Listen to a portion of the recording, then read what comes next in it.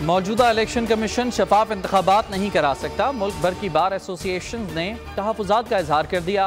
पाकिस्तान बार, supreme court bar और सिंध बार ने एलामिया जारी कर दिए। वकला तंजीमों ने तमाम सियासी जमातों को यकसा मौक़े फराहम करने पर जोर दिया। इंतखाबी तरीक़ाकार, हल्का बंदियों और नशस्तों की तकसीम पर सवाल उठा दिए।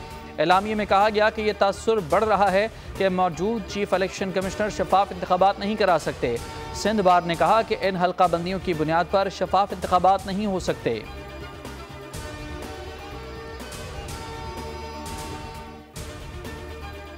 हुकूमत कानून के तहत किसी पर भी पाबंदी लगा सकती है। निगरान वज़ीर आज़म अनवारुल हक काकड़ कहते हैं कि हो सकता है 45 रोज़ बाद अपनी जमात बना लूँ। ज़रूरी नहीं कि मैं किसी को प्यारा हो जाऊं, हो सकता है कि बहुत सारे लोग मुझे प्यारे हो जाएं।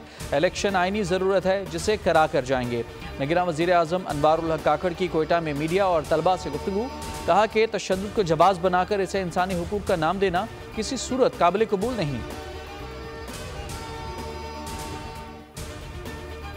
गजा पर इसराइली हमले ना रुक सके। रफा में रिहायशी इमारत पर बमबारी से 29 फ़लस्तीनी शहीद, दर्जनों जख्मी हो गए। मुतादिद अफराद मलबे तले दबे होने से शहादतों में इजाफे का अंदेशा। शुमाली गजा में जबालिया पनाह गुज़ीन कैंप पर फ़िज़ाई हमले में 13 फ़लस्तीनी शहीद और मुतादिद जख्मी हो गए। 7,729 बच्चों समेत शहदा की मजमूई तादाद 19,667 हो गई। 53,000 के लगभग जख्मी और 8,000 से ज़ायद लापता हैं। इसराइल ने गजा में एक और आर्जी जंग बंदी पर आमादगी जाहिर कर दी। सब्सक्राइब करें और बेल दबाएं ताकि कोई खबर रह न जाए।